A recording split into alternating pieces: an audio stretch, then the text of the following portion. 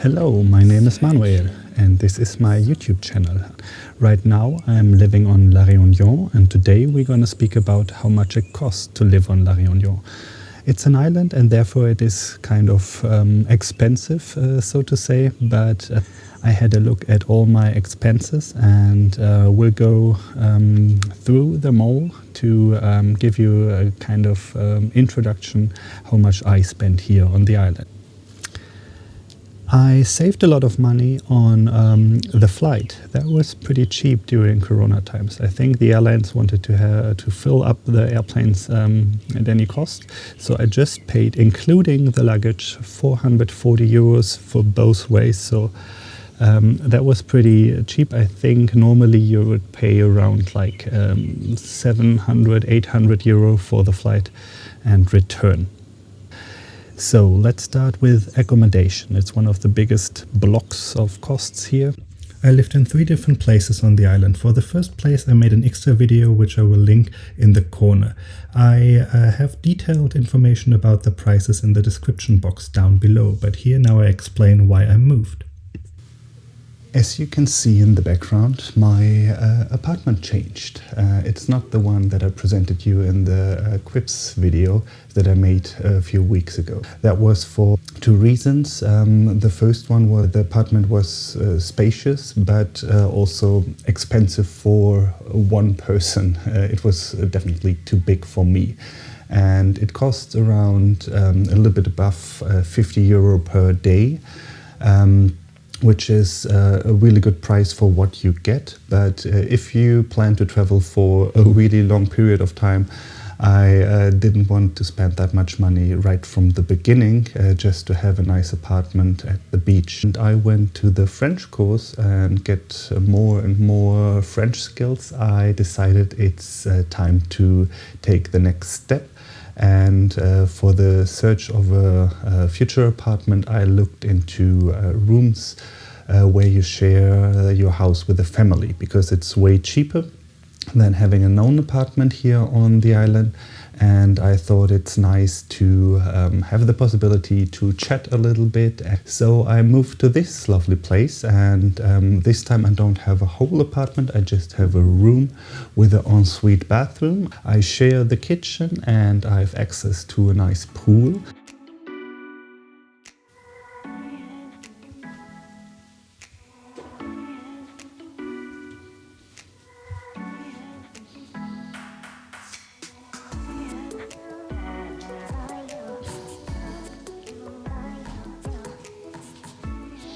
The apartment before was in Bucancano, which is a small village at the beach. This place here is called Saint-Gilles-les-Eaux, and it's a village or a small town in the mountains. I think the altitude is around like 500 meters. That comes along with a huge difference in temperature, because here during the night you don't need an air condition or a ventilator or fan. Here you can sleep really well without it. The beach is just a 15-minute drive away, so it's actually like you can go on holiday within a 15-minute drive and just go down to the beach where the temperatures hit like 27 degrees and where it's pretty hot and humid. 3 weeks later. Yesterday I finished my language school. Yeah, I'm still not good in French, but I will have way more free time now in the future. And I don't have to go to St. Paul each morning, which gives me the freedom to move wherever I want in this island. Now I will move to, I think it's called Vincendo, and this is a small village in the south of the island in a really remote area. And there I will pay 26 euro per night and will have a whole apartment with a nice garden. So I'm really looking forward for that.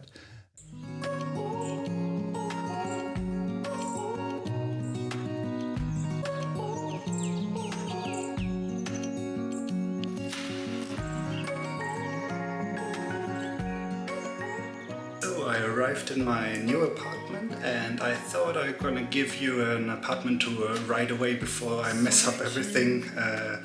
And yeah, this time the apartment is nice again. I have a kitchen again which I'm really happy about, with a huge fridge and a freezer and possibilities to cook.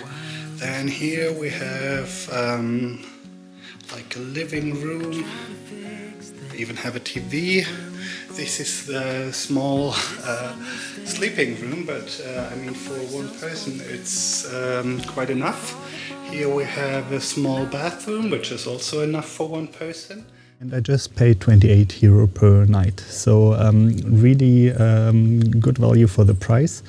Always have in mind that I now travel during Corona times, so there are not that many tourists. It could be more expensive in normal seasons. You get like a discount when you book for like 3 weeks or 4 weeks, then you get like a monthly discount on the price per night.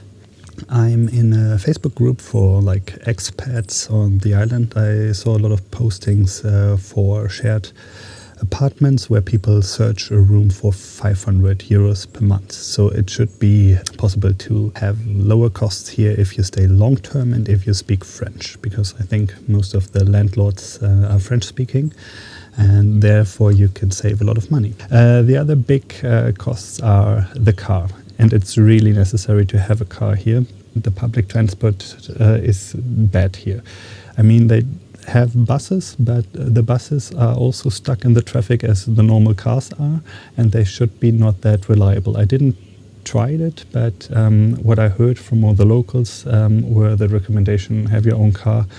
And for traveling, I mean, it gives you a lot of freedom, because to many places there aren't any buses, so you need somehow a car.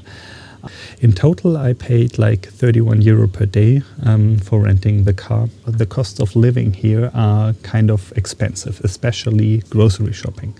I don't know why, but sometimes the prices here are insane.